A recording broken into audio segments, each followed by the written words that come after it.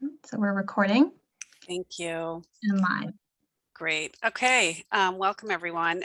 We are waiting for a couple more members to join, and right now we don't have a quorum, but hello to everyone. Hope you're enjoying this up and down weather. I just put the fireplace on because it's freezing in here. I don't know what's going on, but getting ready for 90 degrees. So we're going to have a couple of somebody's calling me. What was that? Nobody. Okay. A couple of Robert engaged on the list, so we can officially start the meeting. Okay, great. He's coming into the panel. Yes. Okay, great. And Reverend Mercer is not yet with us. I believe he must be the call-in. Yeah, he is with us now. We have both here. Okay, great. Jared.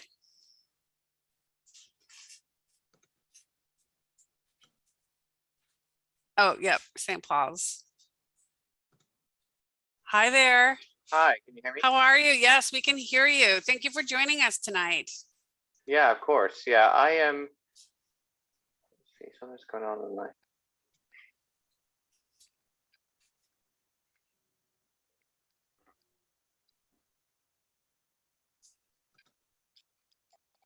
I'll rename myself for one.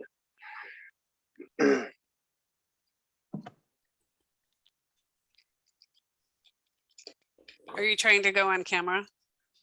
I was trying to both rename myself and go on camera, but. Oh no, you're fine. So why don't But I don't need to.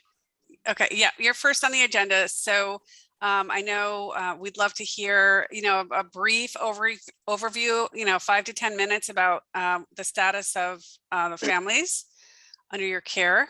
And yes, you can introduce yourself just for the record. That would be great. Yeah, absolutely. So I'm Jared Mercer. I am the priest at St. Paul's Episcopal Church on the High Street. And just as Suzanne asked, I'll give a brief overview. I think a lot of people are, well caught up with much of what's happening. In December, we welcomed our first Afghan family at St. Paul's. So we're working with the International Institute of New England, who is a resettlement agency throughout New England, and started welcoming Afghan evacuees in the fall, who were bouncing around in different places and arriving in military bases in the US throughout the fall. And then around November, December time is when they started arriving in Massachusetts as their final destination. So Massachusetts is now welcomed around 2,000, and more will be coming, though not in such mass quantities at once. So in December, I had been in touch for a few months with IINE, but didn't have a firm sort of answer of what was going to happen. But we had offered space in the church as temporary housing, because I know that was a need that they had, because finding housing for 2,000 people at once is, of course, needless to say, an impossibility. And finding housing for such large families as we have here, so families of 9, 10, and 11, is, of course, proving to be a virtual impossibility, no matter the timeline. And so we welcomed another family at St. Paul's in January for a total of 19, 2 families and a total of 19 people. We were filled up at that point, and so spoke with some other churches around, and the First Religious Society Unitarian Universalist Church on Pleasant, and welcomed a family of 11, and then another family of 3 at Central Congregational Church. Since then, we've been working really diligently, of course, on housing, but also on just helping to support and sustain every aspect of living. And we think about our own lives, everything from healthcare to education, to everything in between. There's just an immense need there, and we've had incredible volunteer support from our parishes, as well as from the surrounding community, to help meet those needs, which are ongoing. there's a lot of challenges, including having no English upon arrival, and not to mention the immense amount of trauma and that they've had to go through. And so housing, though, is near the top of the list of largest challenges that we're facing. We had initially a 6-month limit on how long the families could stay in the churches. They're obviously not, we're not zoned for housing, we're churches. And so we had that limit. That limit is no longer with us, which is a great comfort. It gives us a bit of a cushion to figure out the best solutions, because we are having to figure out creative solutions for housing for these families. We started over these months, we've been working on different schemes. There are different options that we could think about. One, of course, would be just finding a market rental. We've done this for the Central Congregational Church has found an apartment for the family of 3. We always knew that would be an easier thing to do. For the large families, straight market rentals are just simply not sustainable. We think about the kinds of jobs that they're going to be able to obtain with levels of English and everything else, and being new to the country, and ones that they are attaining now. Actually, a couple of them have just started or are soon to start jobs, and others have interviews coming. But the kind of income that's going to be generated from these, given and then given the size of the families that need the support, it's simply not sustainable to go into. We have raised a lot of money, well, a fair amount, and then they're going to receive another chunk of money from the state of Massachusetts going towards housing. But eventually those chunks of funding run out, a year or two in, if you're looking at market rentals. And now, and I don't just mean in Newburyport, I mean anywhere, right? It's just not sustainable. Central rural Kentucky, would not be sustainable very long at market rates for these families. Another solution, so we've been trying to come up with creative ideas to make sense of this and to make this work. One of the most promising is a partnership between various different, the churches with the families, and roof overhead project at the YWCA, the Affordable Housing Project Roof Overhead, and the Affordable Housing Trust and the city housing authority together, playing their different roles to potentially make purchasing of homes a possibility. That would be owned by the Roof Overhead project and rented to the families at an affordable rate.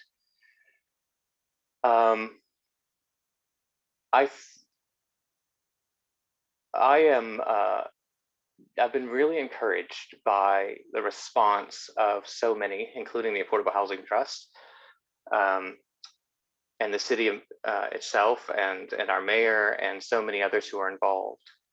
I started in sort of housing group meetings that we have, and even earlier in our sort of working group, which has people working on all different aspects of assisting in this resettlement, started throwing out ridiculous ideas that I thought was ridiculous, at least like when we're looking around at trying to find housing solutions. Well, what if we could buy some, or what if we could build on empty lots, or what if we could do this, expecting people to think it was just outrageous and stupid. And then incredibly, people stepping up and saying, okay, well, let's think about that then, and trying to make it work, which is a really fantastic place to be in. I think in a very encouraging place to have such support from so many different angles, including members of the Affordable Housing Trust who have stepped up in incredible ways to be creative with this, and John Feehan at the Y, as well as people in the city. And so we might just make the impossible possible, right? We might be able to just do the astounding, and in doing so, actually become the kind of society we want to become, which is one of love and embrace and welcome, one of equality and diversity, and one which can embrace those who are in great need and who are extremely vulnerable, and help them to flourish and have a sustainable way of life in this country, having had to not only flee their own, but being taken from their own by us, right, by the US government, and brought here under the threat of death in their own country because of their association with and their assistance of ours. And so I think we have an amazing opportunity to faithfully love and care for these people, and to be and become the kind of people that we should want to be. And so I appreciate, all the people involved who are wanting to make that possibility happen. Thank you, Jared. That was great. So the limits you said were lifted. Yeah. So there are no limits, no longer limits at all, or? Yeah, so that's so yeah, the legal sort of limitation of 6 months was lifted. I think our aim is to get them in sustainable living situations as soon as possible that would be more, mentally healthy for them, and just a better place for them to be. We will, so basically I think we're moving to a model where we're able to be, every so often inspected to make sure everything's still going okay or whatever, and everything's still up to snuff, and then are able to keep going rather than having a strict cutoff. Mm-hmm. Any questions, comments, trust members or staff? I just have a question on their status. Is there a limit on that? Do we know if there's a date when they have to, something happens and they're no longer the same status as refugees? Yeah, so this is a good question. It's also a really complicated one. They don't have officially refugee status, and the reason they have humanitarian parolee status, and the reason they were given humanitarian parolee status is because refugee status takes years to achieve, and they would not survive years waiting to get into the country. It was an immediate need to get them in, just absolutely immediately, for their safety. So humanitarian parolee status enabled that. What it didn't do is give them the benefits that refugees get. So in October, there was a legislation passed which enabled them, even under their humanitarian parolee status, to get the benefits of refugees. And that includes things like cash benefits, which is helpful, of course, but not near enough to survive on, and SNAP benefits, that food stamps and things like that, as well as some other refugee funds that are one-off payments for when they first arrived and things like that.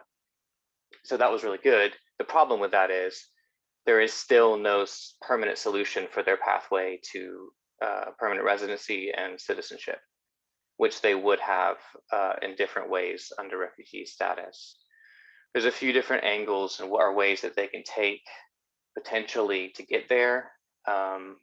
Some of the Afghan evacuees may qualify for special immigrant visas towards permanent green cards and citizenships. Others, temporary protective status have been offered, but that won't work out so well, which is a pathway to asylum, and then moving forward from there to permanent status. But that won't work out well for some regarding benefits and other things, so that's a complicated route to go. The humanitarian parolee status does limit the amount of time that they are legally in the country, but something will have to be done with that along the way. The problem is getting the federal government to do something, right? But something will have to be done. They can't, obviously, at the end of sort of 2 years of humanitarian parolee status, be sent back to Afghanistan. That would be I think our government would have to be put on trial at a human rights tribunal if they did something like that. So solutions forward need to be made to figure out the permanent status that they're going to be able to have, but that's in process. But their current status is humanitarian parolee / with the benefits of as if they had refugee status. Thank you for that. Any other questions, Madeline? Oh, Yeah, I was curious, Jared. the status of your conversations with Habitat for Humanity. I know it's a different model than what they typically use, but I think you've been having some discussions, and I didn't know if there was any updates. Yeah, thanks, Madeline. So that's the other, so that's another, I think, really important and creative solution as well, potentially, is working with Habitat Humanity in two ways. So one would be they've expressed they've discussed with their board involvement, and though because it's not the normal way that they work, and they are completely on board and wanting to help in any way they can, which is amazing. One way that they could help is if, say, through this process of acquiring property with grant from the Affordable Housing Trust and a Section 8 designation on a property, making it affordable for the families, and the property being owned by roof overhead. If there are repairs and things done, then that's a possibility of helping, if we can acquire a less expensive property needing repairs. That's been discussed. But the main way that we've discussed is there are plots of land in Newburyport, which are residential plots which have never been built on, which the city owns for typically, it seems, from sort of decades and decades of just it being abandoned and no taxes being paid. So the city taking ownership of them, of these lots. So the scheme here would be similar, I think, to the scheme laid out by in conjunction with Roof Overhead, which they would then still own the property, because Habitat for Humanity definitely doesn't do rentals, right? So this isn't the normal way in which they build or construct houses for people on the one end, but it also isn't normal for them, and then, indeed they never do rentals. So they would want someone else to be managing the property. Well, that would be Roof Overhead, and then a plot from the city, and then a building process. Now that obviously takes time. That there would need to be rental or something, in the meantime while that's being built. But that would be another way of going, with hopefully the end result being, I would imagine, being basically exactly the same, if not incredibly similar to the first scheme, with ownership and the affordable housing project of Roof Overhead through the Y, and Section 8 designation on property for its cost of rental, if that's needed for a new build, with Habitat helping to win the construction process, possibly in conjunction with commercial contractors, other contractors as well, to speed up the process, or maybe just through Habitat. Great. Thank you, Jared, for this update. It's on our minds for sure. And hopefully something will come together. I appreciate the education. I think we all do about the status and the limited status. I don't think I realized that. So thank you for that. So you're welcome to stay. Yeah, thank you, Jared. You're welcome to stay on, or if you need to run. I think you said you had a game, but I don't know if the weather is holding you back. So. Well, all right. Kelsey, my wife actually got home from work earlier than expected, so she was able to take to take the kids to soccer. So I'm free, but I do have to get off and fix dinner for another child. So all righty. Thank you so much for joining. Appreciate your time. thanks. Okay. Great. So let's move on. Tiffany, I see that you're on. Welcome. Thank you. Would love a quick update from you. I think we received the written update, but if you want to take us through that, that'd be great. Sure. I did provide an Excel spreadsheet as well, so it sounds like you didn't receive that, but we have assisted 7 households to date, totaling, including our administrative part of it, just over $19,000. So that includes 3 elders, 6 adults, and 5 children. We are starting, or we were starting to see the applicants slow down a little bit in the need. I think because there was a real big push for raft that was wrapping up on April 15th. And we were also seeing a lot of raft applications being approved, so there was less assistance.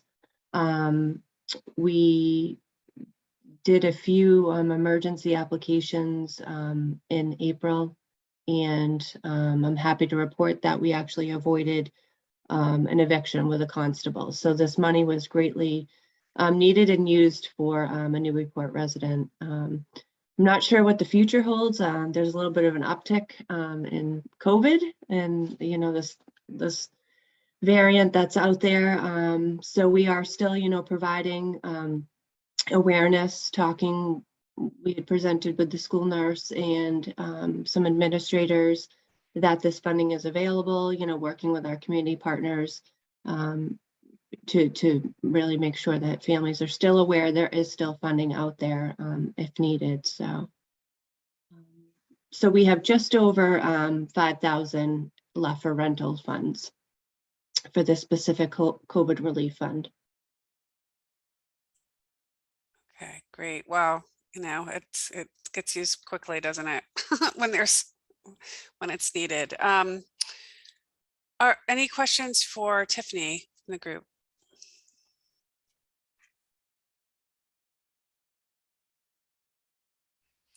So I have one, Tiffany. So in terms of sustainability, you said that that you don't know, are these families sort of working toward a sustainable existence? Yes. Yes. Yep. Okay. all So, right. yep, some are, you know, more getting back into maybe different employment because they might have been in the restaurant industry and they just are fearful to go back or aren't still getting enough hours. So yes, we're definitely looking at sustainability as the long-term goal. And, you know, because we don't want to be providing all this assistance if they're not able to afford it beyond that. Right. So, you know, looking at, are they and also are they maximizing food stamps? Are they applying for other services as well that are entitlement services to them? So yeah, it's not just they've applied, we're looking at the full picture and all of their domains. Do they have health insurance in place? You know, are they utilizing the food pantry? Are they utilizing more than one food pantry?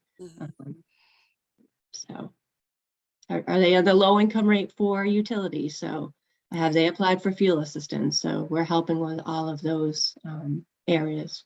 Wow, that's great. And who's your primary, or, you know, the top two partner organizations that you work with? I'm assuming you don't do all of this on your own. Maybe you do? So it all depends on what you're talking about, because, you know, there's the financial assistance side, and we have our senior support program. So it's, you know, working with elders that are 60 and over. So it might be counseling on aging that we're talking about. Got it. You know, there's children and families. So it's working with schools and Newburyport Youth Services, and depending on what city or town we're talking about. So, and we do a lot of co-case management too. So if there's mental health and substance misuse, it may be working with Link House and Center for Behavioral Health for treatment, or the hospital. So we have a wide array of partnerships, partnership members that we lean into for their expertise. So thank you. That's what I was looking for. That's so incredibly important, and I'm so glad that you have good partners in the community. Yeah. Any other questions? Go ahead. Okay, I just have a question on the remaining 5,000 in the fund. Yes. You mentioned that raft has went away in mid-April. So are we nervous about that? So the ERAP funding is actually going away. RAFT is still existing, but it's going to be at a lower amount. So we are also have applied for additional funding through the emergency food and shelter program, which can help with rent and mortgage. We are running a campaign right now, Mission Possible through our agency, to help with these emergency stabilization funding. We also have other sources through some of our other programs, like we work with Newburyport Society for Relief of Aged Women.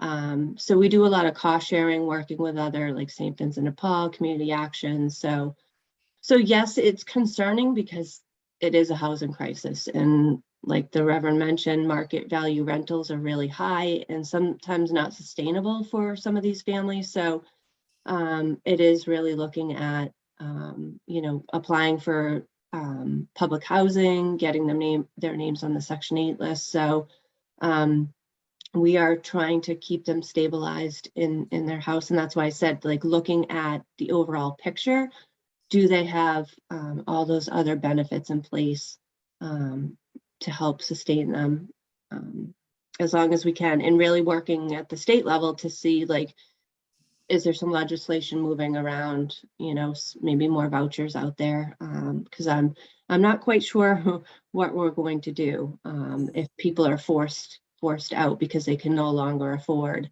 And obviously it's not just this area, it's across the nation. So. Thank you. Madeline, did you have a question? Well, I guess 2 comments. One is that, I appreciate your efforts, Tiffany, at getting the word out that these funds are available. I would imagine that's always a challenge to make sure that people know that there are resources. So I appreciate that. And I am a little confused about raft. I thought that the raft limit had increased, but I think I just heard you say that it had decreased. So from what I understand, the raft limit was 7,000. Mm-hmm. Okay. Yeah. And the ERAP was ending. Right. I remember when you first started working with us and you were saying one of the big challenges was that raft was just so bureaucratic. There was so much red tape and it was hard to get people the assistance that they needed in a timely fashion. Right. And then they had more staff. So at one point they were helping up to like $20,000. So now it's saying 7,000 for rent and other housing costs, which can So include it's gone some back down. Yes. It was higher, now it's gone Yes. back down. Hopefully it will still be more accessible than it was before COVID hit. And things have improved within the last, I'd say 60 days. We were doing a lot of advocacy and outreach because they had another agency that was helping, and then they were having another housing authority, and we were kind of confused of like who held the application for this specific client. So but it's with a lot of persistence, we got through. We had we worked with the client, we had their app ID, and some of it was just reassuring the landlord, like, it is in process, because it, sometimes it was eight weeks for it just to be assigned, and that's hard for a landlord to kind of really wait on that decision making. So Pettingill House social worker just calling and saying, like, because if we did the application, we could say firsthand we have done it, and then if we hadn't, we could always follow up with the agency that held the application, and again try to reassure the landlord that it was in process, and kind of hold in there with the tenant. So It's wonderful that you were able to prevent an eviction. That's very, Yeah, that's huge. Yeah. That's encouraging. Yeah, and then we have other funding too, that because it's not just rent, it's utilities, and there are other things that they're behind. So we have other funding too that we can help kind of get the family back on their feet, get a payment plan set up that they can afford, because it really is overwhelming, and we want the families to start to move forward and feel empowered, and that they can self-sustain moving forward. So it takes a lot of work and coordination, but, so we're just asking the residents to, be active participants and, one step at a time. So. It's great. While we're on this topic, what is the amount of our next, what is the approved amount for our next iteration of emergency rental? Hi, Suzanne, it's Caitlin. It's Hi. It's 90,000. Okay, good. Okay, great. So we're gonna need that soon, right? Sounds like. So that hopefully we'll be able to launch that program very soon. One more question, Tiffany. Are you getting any other requests outside of for COVID reasons? So for example, for this next round of funds that we have that we're hoping to launch very soon, do you have clients who would qualify for that? We do. You do? Okay, good. Yeah, we just had, someone today that we helped with other funding that we still had available due to a health reason, that they were out of work, they're recovering, and, we're falling behind. So yes, there are definitely other needs, definitely other areas that people need rental assistance beyond COVID. Good. Any other questions from the group? Tiffany, thank you for your time. It's a great report. Thank you, everyone. Great to Thank you. hear great news and not so great news, but hopefully we'll get there and we'll be able to help a bit more in the days to come. Yep. Thank you. Thank you. All right. Who's taking on status of CPC? Hi, Suzanne, it's Caitlin. I can. Okay. Or Madeline, you're welcome to if you want to. Go for it, Caitlin. Okay, sounds good. Let's see. So the CPC voted to recommend to the City Council the full amount that was asked for, which is $230,000 for number one, the set aside of $200,000 for affordable housing development initiatives, and then also number two, $30,000 to be used for consultant services to update the housing production plan.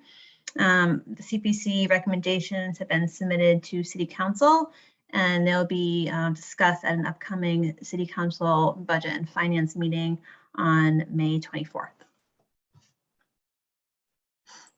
Do we need to attend, or is that typically not? Okay.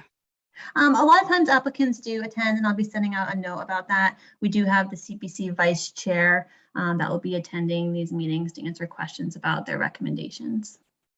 Okay, great. Well, we'll take that up later, decide who should go. Thank you for that. Speaking of the housing production plan, Caitlin, since you're on, do you want to talk a little bit about the letter from the Merrimack Valley Planning Commission? Absolutely. So we just received notice from the Merrimack Valley Planning Commission that they do, in fact, intend to apply for grant funding to update, their communities in the valley, their housing production plans. They're going to be submitting for 2 state grant applications to do this. They should be, if they do get the funding, they'll be awarded November 2022, and they're anticipating being able to complete all of their communities' plans by June 2024, plus additional 90 days or so to get them through DHCD approval.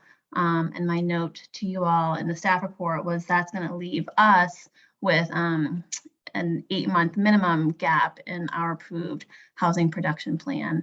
And so it may be worth a discussion what your thoughts are going with Merrimack Valley Planning Commission and their process, or sticking with the consultant services that you applied for CPA funding. I'm going to let Madeline get us started on that conversation, if that's okay. Okay. Well, my recollection, because I was involved in both of the housing production plans, the first one that we did with a consultant, Karen Sonnenborg, and then the second one with the Planning Commission. I thought both plans were excellent, but I personally felt that the city got more out of our process with the consultant, in that I felt like we got more individual attention for, you know, the specific needs and issues of Newburyport.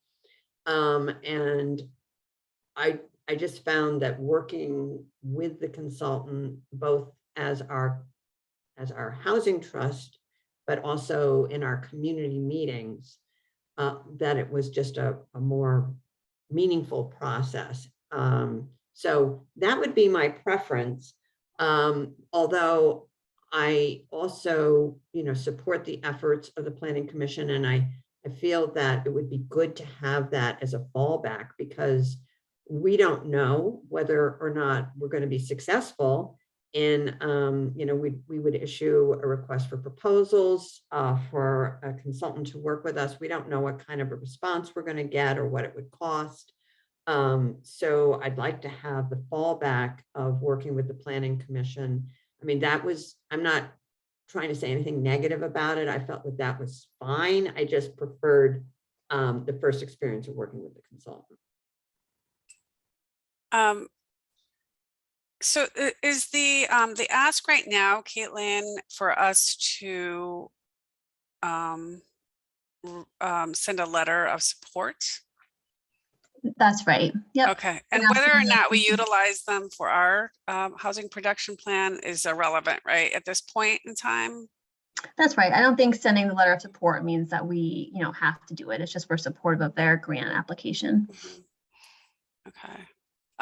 Has everyone here have you reviewed both, or have you seen either one of the housing production plans? Because I don't recall if those were sent out, but I think that's a good exercise just to kind of familiarize yourself and look at both, kind of compare and contrast. And again, what Madeline mentioned was the process, and I was around for both too. The process with the consultant was really more fulsome. It was really, you know, really they took, you know, public comment into consideration. They took, you know, they talked to all of the stakeholders, and that that was really meaningful, I felt, and really, especially at this juncture in the city, we really need to hear from everybody, and we need to have everyone bought into this. So in that respect, I think, you know, we really have to take a good hard look at working with a consultant. That process is just very different. So any questions on the housing production plan? How long does the consultant take? How long did that first one that you did, Madeline? How long did that take? I'm not sure, but I feel like it was probably about a 6-month process. They did a lot of data gathering. I mean, we had developed a scope of services, then we had a meeting with them to sort of tell them, you know, what we really wanted them to focus on. And then we had a follow-up meeting where we reviewed some of their initial data gathering. And then we had a couple of community meetings at the library, I think they were. You know, then they incorporated that feedback from the public into the plan. So there were several steps, but I recall it's taking, you know, 6 to maybe 8 months. Yeah, it takes a while. But, you I know, don't think go I ahead. think I saw the most recent one. I think you set that out when I joined. So if there's another one, if I could have access to just look at that, it must be the consultant one that I didn't see. Yeah, we could take, you know, this can be, you know, we can have, I'm sure we still have it someplace. Yes, Caitlin? Okay. Andy? Yes, we do. Okay, I think okay. it may even be on our website, but I'll make sure I send out Okay. links to the whole trust. Yeah, yeah, and that could be, this could be a more substantive conversation for another time, but for right now, Thank you, Madeline, for laying that out. Are there any other questions? I just want to be clear that we are, do we need to vote on providing the letter of support or? I don't think we need to have a vote for that. Okay. Just a standard form that they've asked to kind of sign on. So I'll make Okay. sure I do that and send that out to them tomorrow so they can include Newburyport in their grant application. Terrific. Thank you for that. Okay, where are we? Status of review. I think this is going to be a quickie. Who would like to take that from KP Law on our new rental assistance program? That's Andy. It's me. Sorry. So I have talked with our attorney at KP Law. He had asked for some additional documentation. I think he just wanted to make sure he was referencing any applicable documents like the council order, not just the housing trust request. He's got the related documents that were given in relation to the program, and we've asked him to clarify if there's any adjustments you think are appropriate to make sure that we maintain compliance with the CPA with respect to use of the funds, or if there's any additional documentation or details of the documentation that he feels that we should be including, or that way it's sort of kept on the file, if you will, in relation to the distribution of funds. So once he gets back to us on that, we can incorporate that. I doubt that there'll be anything significant, frankly, but it's always good practice, I guess. So hopefully he'll get back to us soon with any suggestions of adjustments, if anything, and we can then share that with the trust as well as Pet and Guild. Great. Do you have any sense of timeline? I'm hopeful that he'll get back to us next week, early next week. Okay. I would not, unfortunately, expect that tomorrow, but unfortunately, because we've actually asked him to expedite a couple other things that might be sort of legally urgent. But other than that, I do expect him to get back to us early next week, because I don't think it's a heavy lift given the documentation they've got before them. So. Okay, good. Great. Any questions on that from the group? Okay, moving, since you have the floor, would you like to give us a quick update on the Brown School? Yeah, sure. So I guess at this time, I'm actually speaking with the City Council's Planning and Development Committee Chair tomorrow morning. We're going to be talking about setting the first date for the City Council's ad hoc committee for the Brown School work. And obviously there's lots to talk about there. I know the trust has talked about that property in different ways over the years. And we have also talked to obviously a lot about that property with respect to NYS and use or retention of the gym space. So obviously the goal is to get the council together to talk about these different parameters. There is some analysis is being done on the building, another study. So there's been prior studies, of course, one by Winter Street for housing, one by Studio MLA, focusing more specifically on NYS. And this particular analysis is a little bit more particular to the gym space itself, even if it isn't for NYS. So there's a little bit of slightly different focus of this particular analysis here, but it's the council looking for some additional information as to costs and adaptive reuse of the gym space and focusing specifically on that. So with that information, the hope is that the committee will be able to work together and come to some policy consensus over the adaptive reuse of the school building, and that can inform every other step that may need to be taken after that. So I guess the question is, when in the coming days or weeks will that first meeting be, and kick that off? Obviously, the trust would have a role in assisting with its expertise and how the pros and cons of different parameters might relate to the viability of affordable housing as a project there. Thank you. And for those, I don't know if we announced this at the last meeting, but Madeline and Karen Weiner will be representing the trust on the ad hoc committee. And so we will have a line item on our agenda for a report out from Madeline or Karen at each of our meetings, if that's okay. Just kind of keep us up to date. I see the windows are being done, Andy. Yeah, thank you. I'm happy to speak to that. If anybody, did we cover that at all? I don't know if we ever. The grant, yeah, now the grant money that we talked about it a couple of meetings ago, but I see the work is being done. Yeah. Yeah. So again, we weren't able to do quite as much work as we were hoping, but to at least try to preserve the one side of the building there, the windows, get going on some of that work. Utilize some state funding that was available in this particular, narrow category, if you will. Obviously there's been more to do there, of course, to convert that property to housing, if and how that's, into the program. But this would at least reduce some of the cost for someone trying to renovate that structure and make it into viable housing units. Thank you. Do we think we'll use up the total amount of the grant by the June 30th? Yes, I do, and we are essentially obligated to do so. So yes. Thank you. Anything else on the Brown? Any questions?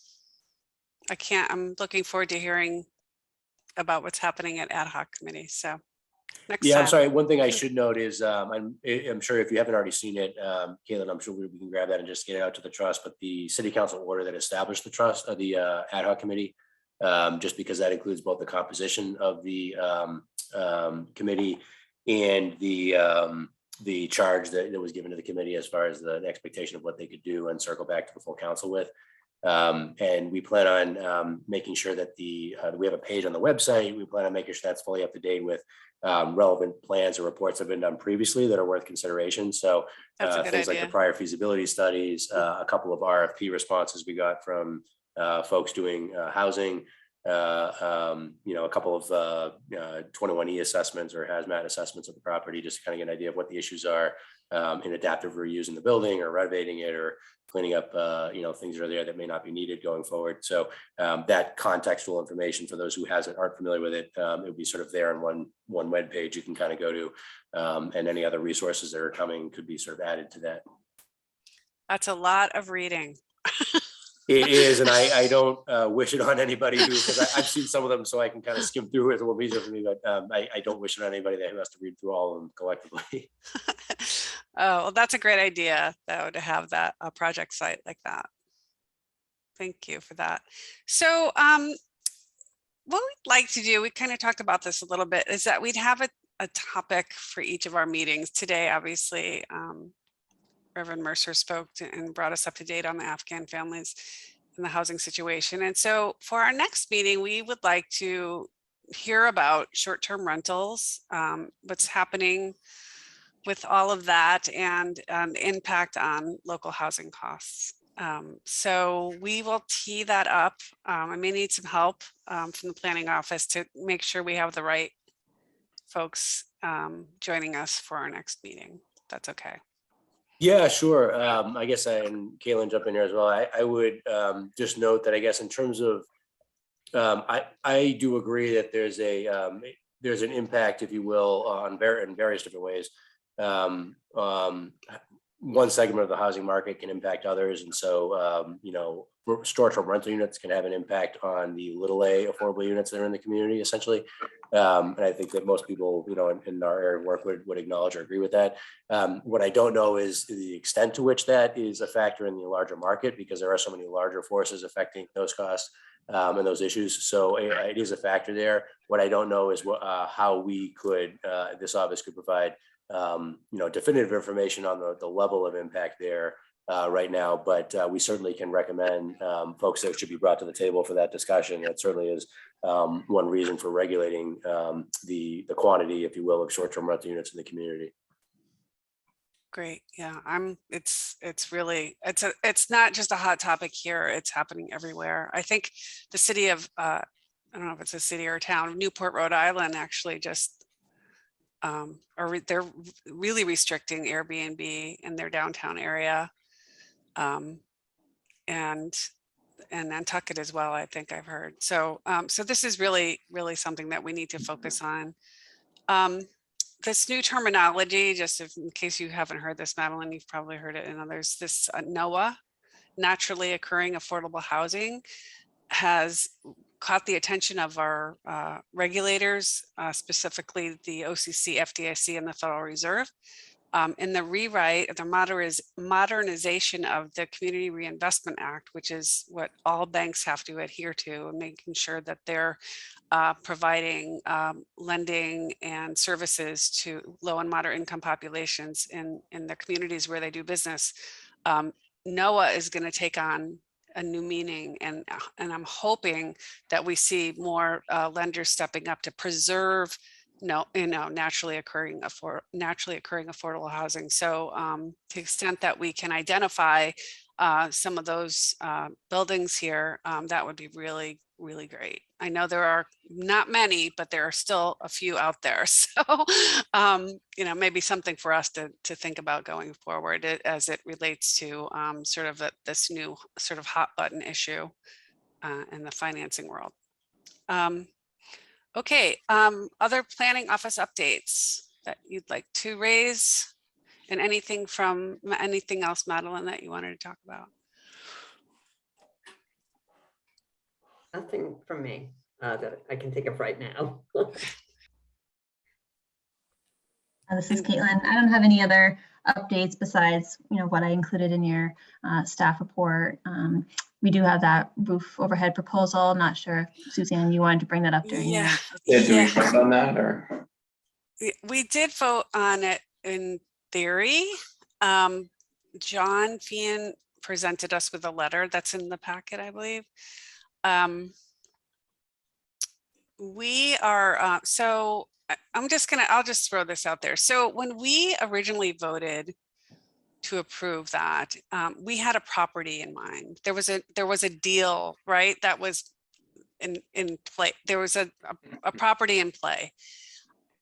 You know, and this is, you know, I want to say this as gently as possible, and I'm being a little conservative here. I apologize. This is my underwriting lending self, that we really cannot approve funds in a speculative way. Like, we need to see what the terms and conditions are, where the property is, how much work needs to be done, Right. et cetera, right? So we need to be good stewards of our funds. And so my recommendation is that we take this up as a group when there's another property in play, if one comes. So I'm going to leave that there and let you guys react to that. It's but that's what I think the right thing is to do. Yes, Suzanne, I think I agree with you. The other thing, like I support the Afghan family initiative. On the flip side, like our church did the same thing. We settled an Afghan family, but we had to move them to Somerville because that's where the community was and that's where the housing was. And even when we tried to settle a family in Reading, they all moved pretty quick after we settled them to be with their other members. And I'm friends with Jared's. I really appreciate what he's trying to do. I'm not convinced Newburyport is a place to resettle Afghan families permanently, and purchasing housing specifically for them could be short-sighted because they're not likely to stay. Maybe they will, and I think it's a good thing. Like, I support it. It's a little bit complicated. So I've had some experience resettling, and they move cross country and everywhere else pretty quick once they can get grounded a little bit, which I don't blame them. They want to be with family and with larger communities. That's really interesting, Brian. I was going to say that I think, like Suzanne said, at our last meeting, we showed our support for the concept of making some of our funds available if a project or property or an acquisition or whatever it is becomes, you know, tangible. I think we're in agreement that we're supportive of these efforts, but I think we need a lot more information before we actually commit dollars to a specific acquisition or whatever it is. Again, you know, it might not end up being an acquisition. It might be something different. But I was just going to say that if time is of the essence, and that's what John Fian was getting at in his letter, we have as a entity done votes via email. You know, if we don't have a meeting scheduled really soon and, you know, there's this timing crisis, there is a mechanism for us to act through the planning department, you know, sending us an email that we can then respond to electronically. So I think we have a way to, you know, be responsive without responding to this specific request from John Fian.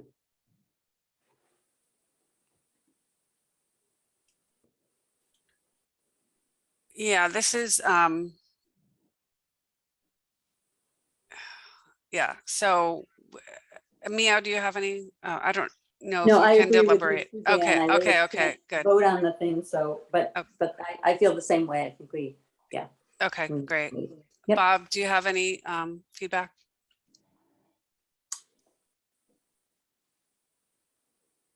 Yep. Anyway, I just want to make sure we feel good about that. Okay, all right. Maybe also we need to explore better, because every time I see something from the churches, it seems like they're trying to, that they would love to have them in our community. I think we all would love that. Right. But I don't think we really understand. We haven't heard directly from the families. Maybe they have, I just don't know. So I think Madeline's or Brian's input is very valuable in just really understanding what it is they would like, where would they like to live? Thank you. Bob, were you trying, I'm not sure your mic is working. I think I see you're unmuted. Okay, There you are. Okay. okay, I'm back. You're back. No, I agree with Brian that it's a problem coming into this country and settling, and then having the opportunity to get together with your peers in a community where you can share and have a critical mass yourself, and that's very important. And so it's hard to get them to stay in Newburyport. I agree with Brian.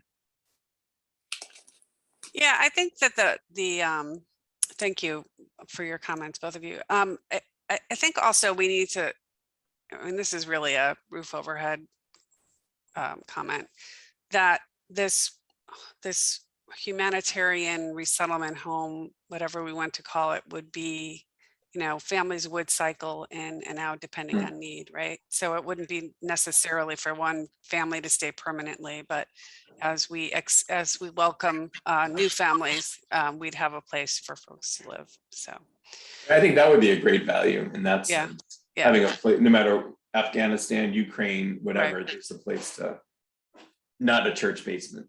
Right, exactly, exactly. Okay, great. Well, thank you for that. Suzanne, I would just say that there's someone in the attendee list that has their hand up. Oh, I'm sorry, I haven't seen that.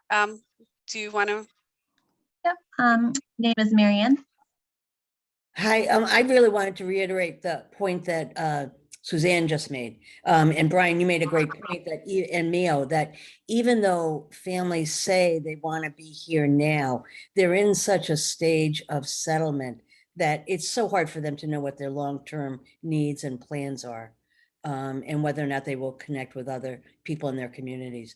But the point that Suzanne made is, I think, important, that there's I think, hopefully more of a community commitment to resettlement housing, and that is hugely valuable.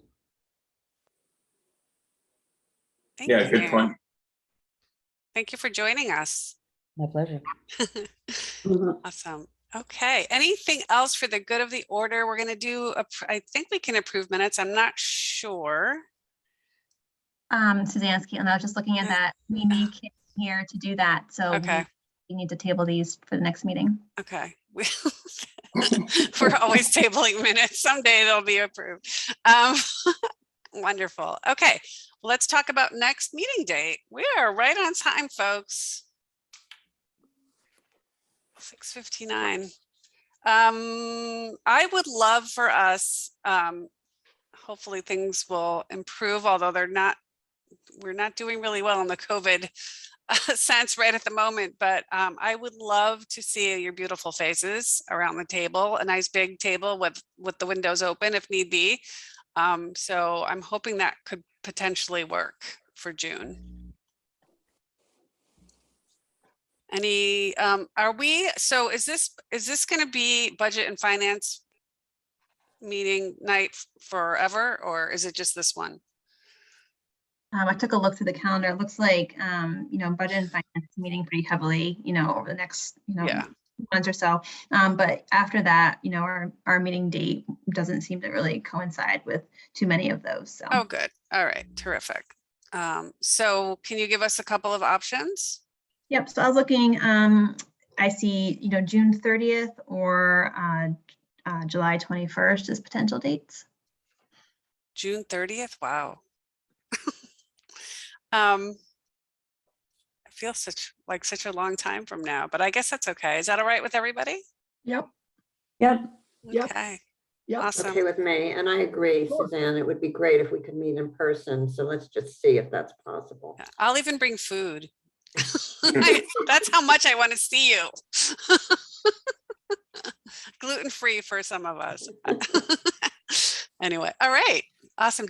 Marianne, is your hand still up from before, or did you have another question? Oh, there it goes. Okay, just checking. All right, folks. Well, have an awesome evening. Great meeting. Lots of good information. We'll see you all in so much. just over a month. Yep. All Thanks, right. Suzanne. Thank Thanks, you. Suzanne, thanks, Bye-bye. everyone. Take care. Take care. Have a good night.